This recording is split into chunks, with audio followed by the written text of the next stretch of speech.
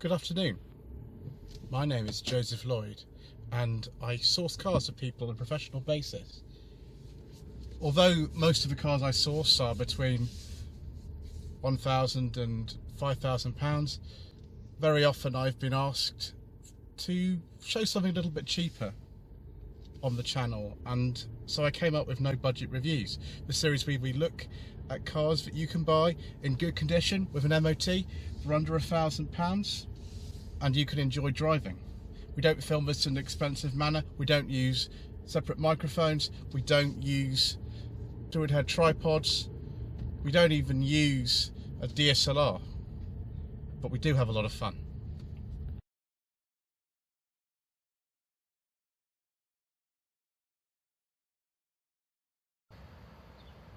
One of the things we like to do on No Budget Reviews, and I've been doing over the last couple of years, is bringing unusual cars to the channel that you can buy for not a lot of money. And this is quite an unusual car now. This is a 1988 Toyota Starlet 1 litre GL. And this car was only ever sold in this specification in this country. I believe it's called the EP70 type of Starlet. It was made from about 1985 to about 1990, both in Japan and Indonesia for some reason. The Indonesians got a much wider variety of engines and body shapes. We only got this 1 litre GL hatchback, I think only with a 5-speed manual gearbox. Some of them might even have a 4-speed earlier on. And in Japan there was a 1.3 turbo version of this. The most common engine I think worldwide was a 1.3 normally aspirated one, but this is just a little 1 litre. I think it is a, can't remember, I think it's a 4-cylinder rather than a 3-cylinder. It generates 55 horsepower. But when was the last time you saw one of these Starlets? They were very undermarketed in this country. I think probably because Toyota were far more interested in things like the Tercel and the Toyota.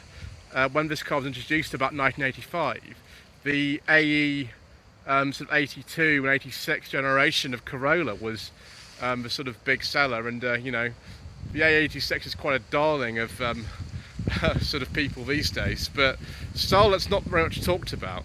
Let's see, you know, what you got in your 1 litre GL Starlet 3-door in 1988. Same kind of tweed, hard-wearing upholstery in a lot of cars of this era, and very simple steering wheel. Reminds you very much of a Kia Pride, really, and the Mazda 121 that the Kia Pride was based on was launched at about the same time, I think 87. This one is a ultra emission zone survivor. It was purchased quite recently because of the expansion of the ultra emission zone in London. We're not actually within that today, we're actually in Surrey, so we're outside it. And this car was well within the No Budget Reviews remit. It didn't cost £1,000, it cost a bit less, so we're very grateful to be able to film it. And Mr. Curry, who owns this car, he has 2 Kia Prides, so he has you know, very much familiarity with those cars. It feels very much to me like one of those. He just informed me he's bought another one, so there we go. The weather's not the best, but sometimes that's just the way it goes when you plan your filming. So we'll just go on to there. We haven't got a rev counter. We do have a clock and a little economy light. No fuel injection in this particular car. It's a carburettor, but in 1988 that was pretty normal. Really strange kind of wiper permutations. I mean, this is sort of like Ian Seabrook from Hubnut kind of level. We've got sort of this thing and this thing, in addition to the wiper stalk being on the left hand side, which for a Japanese car in the 1980s is very normal. Rear heated window and fog lights on this side. Can't forget it's the Starlet. And we've got this fake kind of stitching down here. It's actually a reasonably comfortable driving position for a car like this. I mean, you know, we're competing with things like a Metro and a Mark II Fiesta, and I do like the Metro and the Mark II Fiesta, but somehow this is a bit more kind of exotic. 4 vents up here, 3-speed fan, I might turn the lights on actually, 'cause it's a bit dark today, so I might turn the lights on and see if that illuminates things. It doesn't really for some reason. Maybe I need to start it, make sure we're neutral and handbrake's on, see if she'll fire up. No choke. Actually, the choke is down there, it's slightly in, so we might... Ooh, we know we're going to need a bit of choke.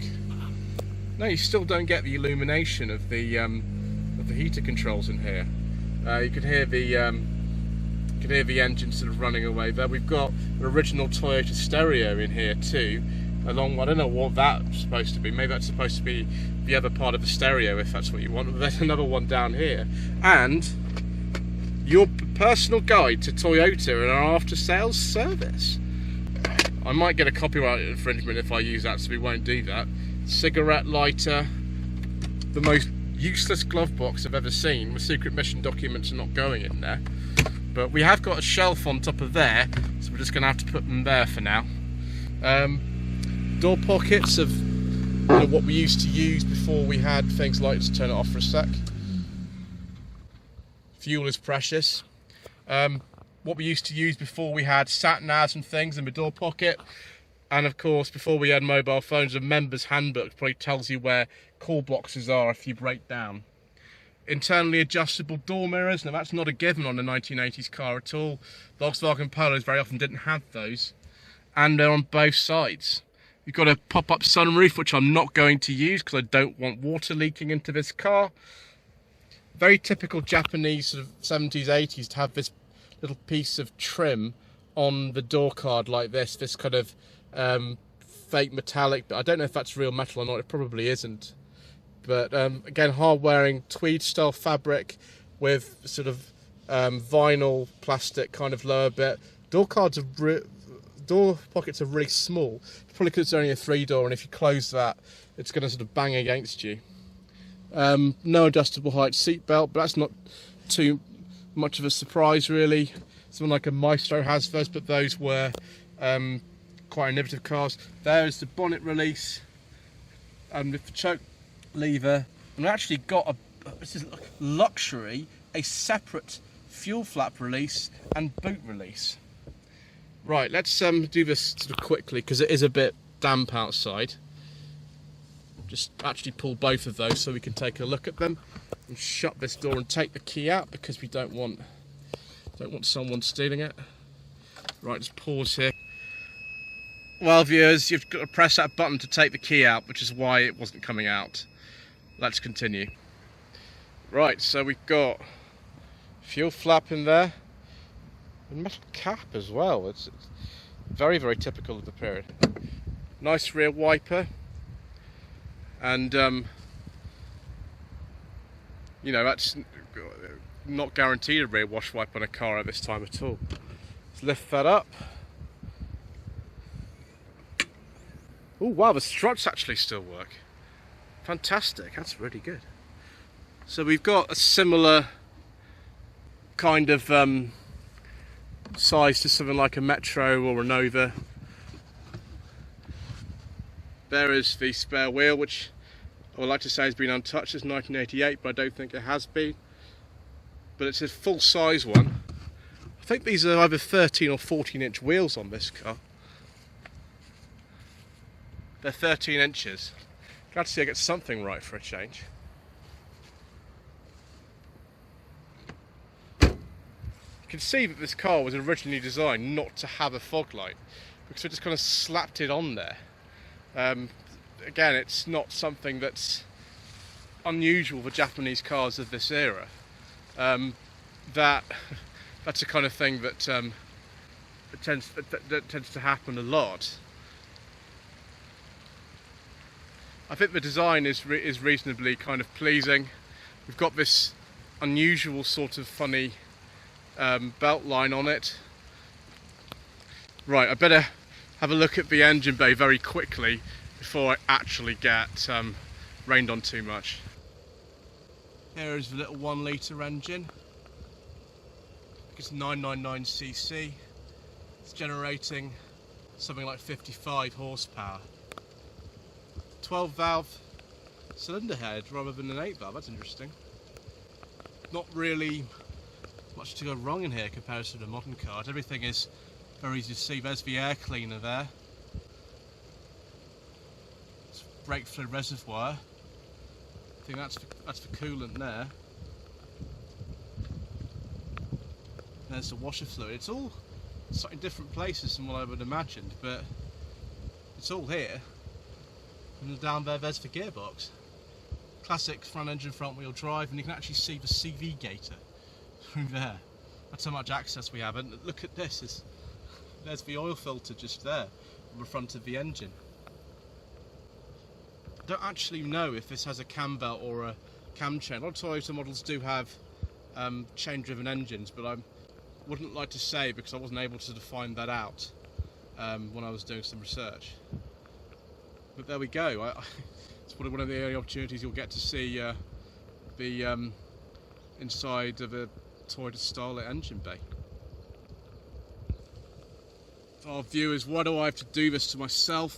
Oh, God! Oh, I can't get through here. No, I can get through. Oh. Do you know what? It's actually not that bad in here. I mean, I've actually got headroom. I've got quite a lot of it. Wow. If I pull this seat back, is it gonna... Oh, right. It's not too bad in here, actually. I mean, getting in here is a nightmare, but, I mean, I've had worse. Interesting PVA glue in the back of here. I don't know what that's doing here. There are rear seat belts and a folding rear seat, but I'm not going to fiddle around with things like that. We've got opening little side windows as well. Is this just a four-seater? Yeah, I think it is just a four-seater. There are... Oh no, it's a five-seater. It's got a classic Japanese thing, which I used to love. It's a centre with the American spelling on it. And there we go. And of course it's got the Magic Tree air freshener, like everything good that came out of the 1980s. Right, we're only going to go for a little drive today.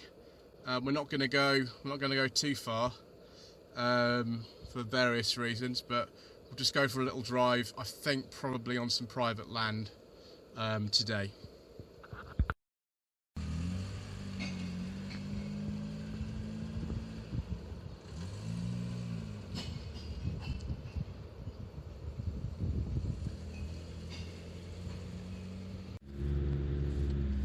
So yeah, just a quick drive today. Just on a little quiet sort of private road. Indicator stalk on the other side, so I've just got to remember that. Choke is out. Got the side lights on. No power steering, of course. A little bit heavy, but not too bad. It's not a massively heavy car anyway. This. One thing I've just noticed, the car's actually got a variable speed intermittent wipe, but it's not on the stalk, it's on the dash. The tiny little button on the dash below it is actually the rear wiper. And I've never seen a rear wiper button that small in my life. It's really strange. Yeah, it feels really nice to drive. It's very easy. You just expect that from a Toyota. Now we're not going at any sort of speed. I'm really only using first and second gear, but I quite like it.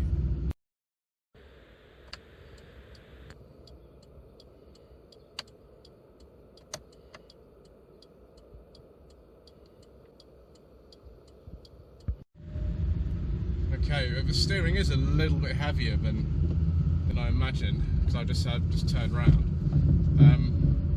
But obviously it's nice and accurate. The gearbox is quite nice on this car. Let's have a little variable speed intermittent wipe sweep again. Yeah, it's very pleasant. It just feels a little bit more refined than something like a Metro. I don't know if I prefer this to the Pride. It's difficult to say. It's like they're very much both of their era and of their time.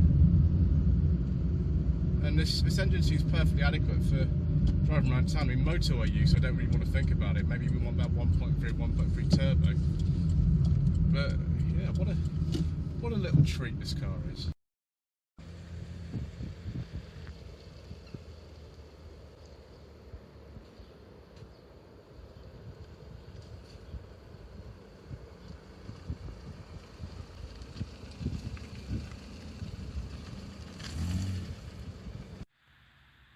So the EP70 Toyota Starlet.